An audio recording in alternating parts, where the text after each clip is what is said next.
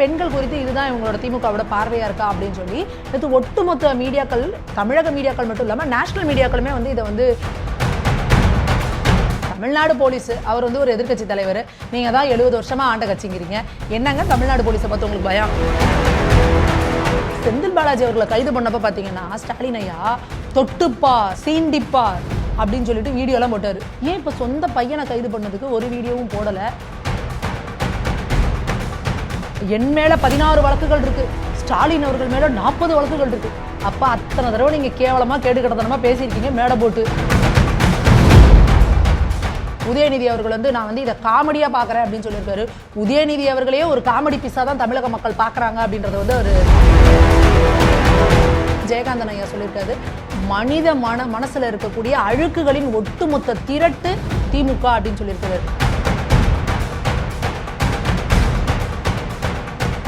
அர்ஜுனா நேயர்களுக்கு வணக்கம்.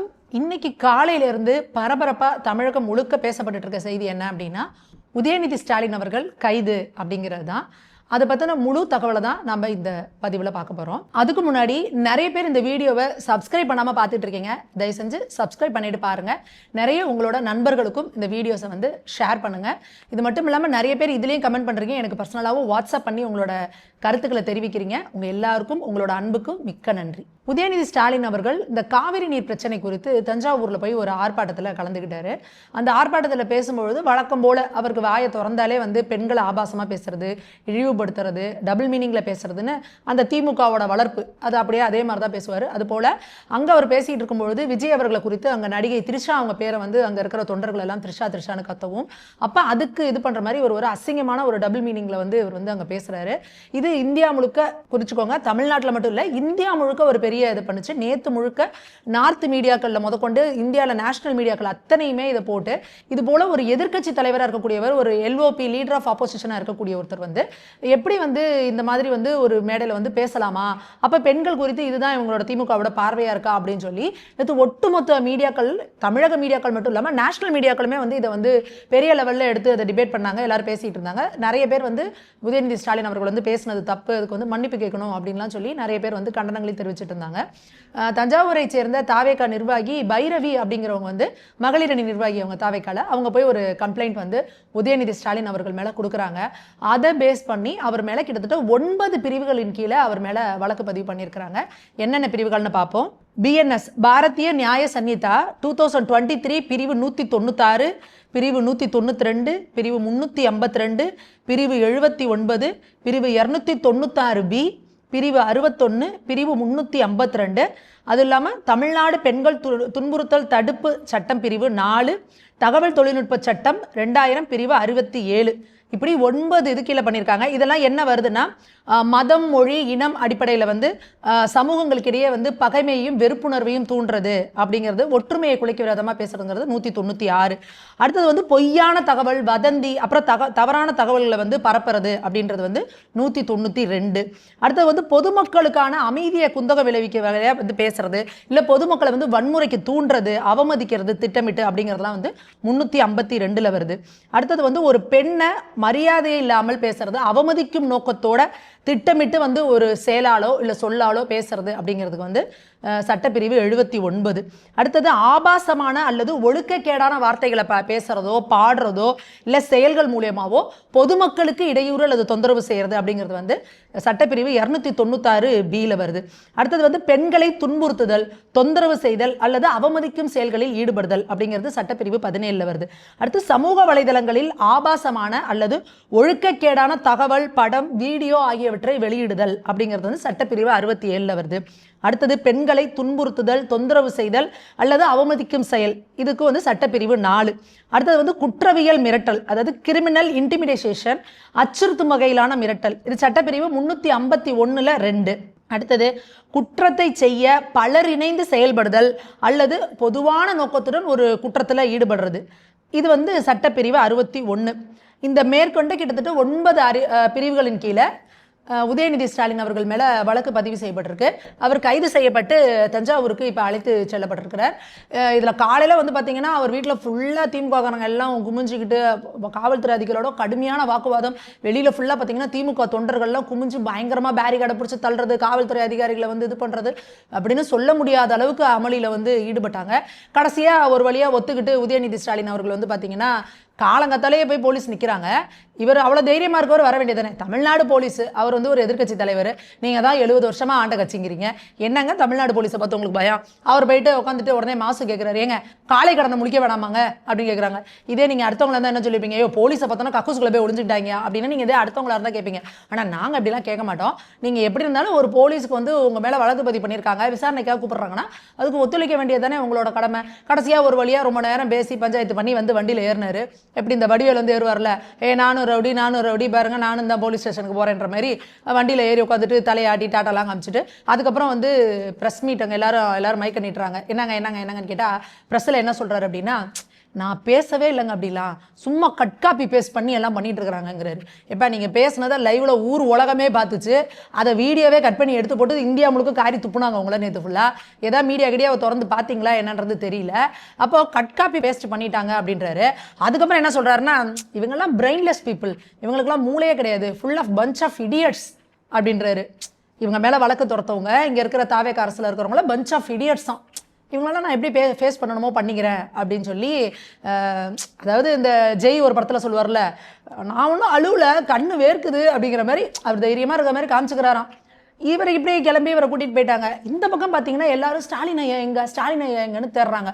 ஏன்னா செந்தில் பாலாஜி அவர்களை கைது பண்ணப்போ பார்த்தீங்கன்னா ஸ்டாலின் ஐயா தொட்டுப்பார் சீண்டிப்பார் அப்படின்னு சொல்லிட்டு வீடியோலாம் போட்டார்.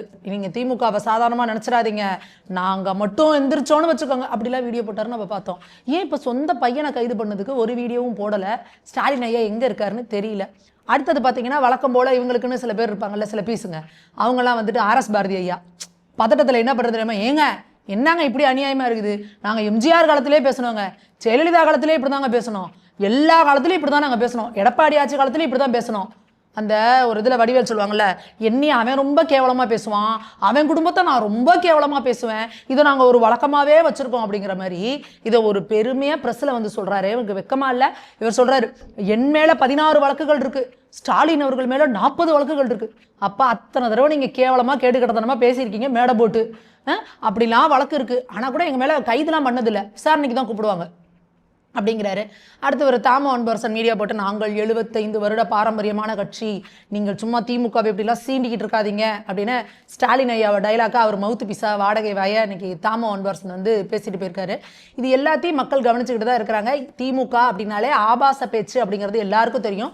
என்ன கருணாநிதி அவர்கள் காலத்தில் வந்து அதுக்குன்னு சில பேரை வச்சுருப்பாங்க, இந்த வெற்றி கொன்றான், அப்புறம் வந்து தீப்பொறி ஆறுமுகம், இந்த மாதிரி ஒரு 4-5 பீஸை வச்சுருப்பாங்க. அவங்க போய் உட்காந்துக்கிட்டு யாருக்கெல்லாம் அவங்களுக்கு வேணுமோ ஆசைதீர அசிங்கமா கேவலமா அந்த வார்த்தைகளை சொல்லக்கூட முடியாது, அப்படி ஒரு கெட்ட வார்த்தையில அம்மா அப்பா தாத்தன் பாட்டியிலேருந்து எல்லாரும் இழுத்து திட்டிட்டு வருவாங்க மேடை போட்டு.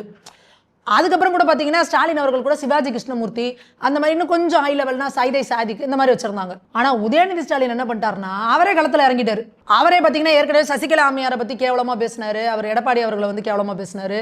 அடுத்து வந்து இப்போ என்ன பண்ணிட்டு இருக்கிறாருன்னா, விஜய் அவர்களை வந்து இது பண்ணுறது கேவலமாக பேசுறது. அப்போ திமுகவை பொறுத்த வரைக்கும் என்ன அப்படின்னா, பெண்கள் அதுவும் பொதுவெளிக்கு வந்துட்டாங்க, ஒன்று நடிக்கிறதுக்கோ இல்லை அரசியலுக்கோ வந்துட்டா அவங்களை என்ன வேணால் கேவலமாக பேசலாம், அதெல்லாம் ஒன்றும் தப்பே கிடையாது அப்படின்னு பேசுகிறதா இவங்களோட சமூக நீதி.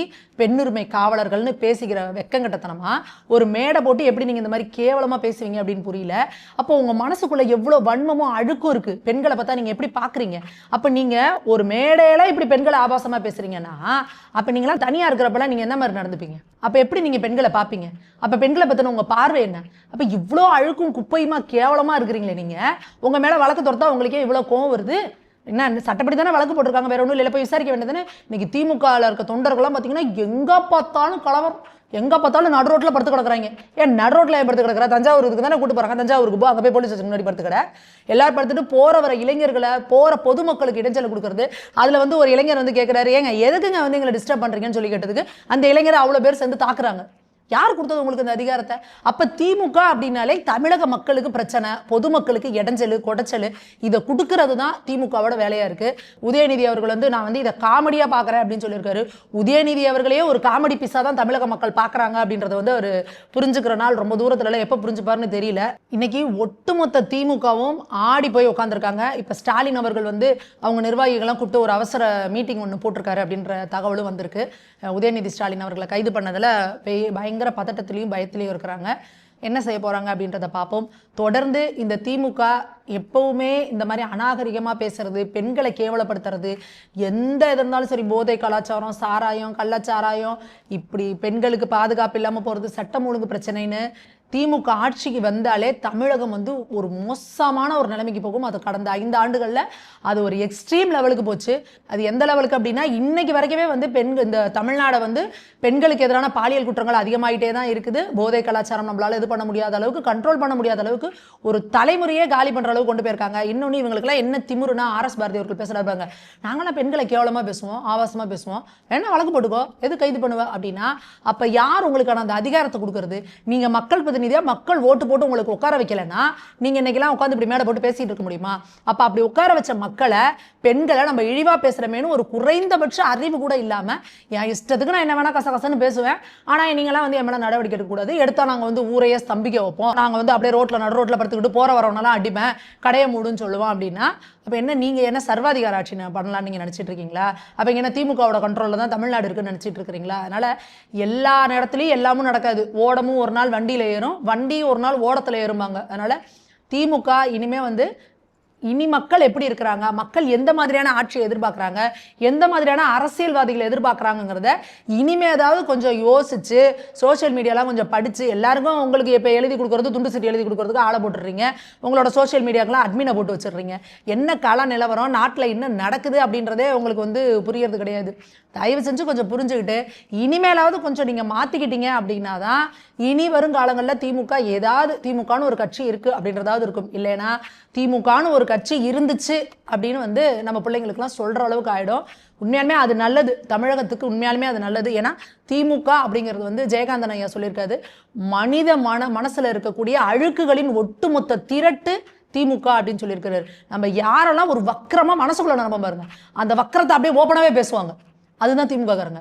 அது ரொம்ப பெருமையா மார்த்தட்டிட்டு வெளியே வந்து சொல்லிக்கிறாங்க. இந்த இப்போ ஒரு ஆர்எஸ் பாரதி மாதிரி அவரே வாக்குமூலம் கொடுத்தாரு பாருங்க. இப்போ ஆர்எஸ் பாரதி பிரஸ்ல, நான் என் மேல 16 வழக்கு, ஸ்டாலின் அவர்கள் மேல 40 வழக்கு, ஜெயலலிதா காலத்திலே நாங்கள் ஜெயலலிதா அம்மையாரை இவங்க எவ்வளவு கேவலப்படுத்தினாங்க, ஒரு பெண் தலைவரா அரசியல்ல இருக்காங்கிறதுக்காக அவங்கள கேரக்டர் அசாசினேட் பண்றதுல இருந்து, எல்லா அரசியல்வாதிகளோடையும் அவங்களை இணைச்சு பேசுறதுல இருந்து எவ்வளவு உச்சத்துக்கு போனாங்க அப்படின்னா, ஏன் அவங்கள செல்வி ஜெயலலிதான்னு சொல்றீங்க, அந்த அம்மா வந்து செல்வியா அப்படின்ற அளவுக்கு அநாகரிகமா உச்சமா பேசினாரு கருணாநிதி அவர்கள். அப்ப அந்த நேரத்துல இவங்க எல்லாருமேலையும் கடுமையான நடவடிக்கை எடுத்து தூக்கி உள்ள போட்டிருந்தா இன்னைக்கு இவங்களுக்கு இதெல்லாம் பேசுறதுக்கு வாய் வந்திருக்காது. அட்லீஸ்ட் இப்பவாது இது ஆரம்பிச்சிருக்கு. உண்மையாலுமே இது வரவேற்கக்கூடியது. எந்த இடங்களையும் ஒரு பெண் வந்து சினிமாவில் இருக்கட்டும், இல்லை அரசியலில் இருக்கட்டும், எங்க இருந்தாலும் சரி, ஒரு பெண்ணை வந்து ஆபாசமா பேசுறதுக்கோ இல்லை வந்து ஒரு பெண்ணை அவமரியாதை பண்றதுக்கோ இங்க யாருக்குமே அருகதை கிடையாது, உரிமை கிடையாது. அதை செய்பவர்கள் நிச்சயமா தண்டிக்கப்பட வேண்டும், அதுல எந்த சந்தேகமும் கிடையாது. மக்களே, உதயநிதி கைது பத்தி உங்களோட கருத்து என்ன அப்படிங்கிறத கமெண்ட் செக்ஷன்ல தெரிவிங்க. அதை பத்தி நம்ம விரிவா இன்னொரு பதிவுல பேசலாம். நன்றி, வணக்கம்.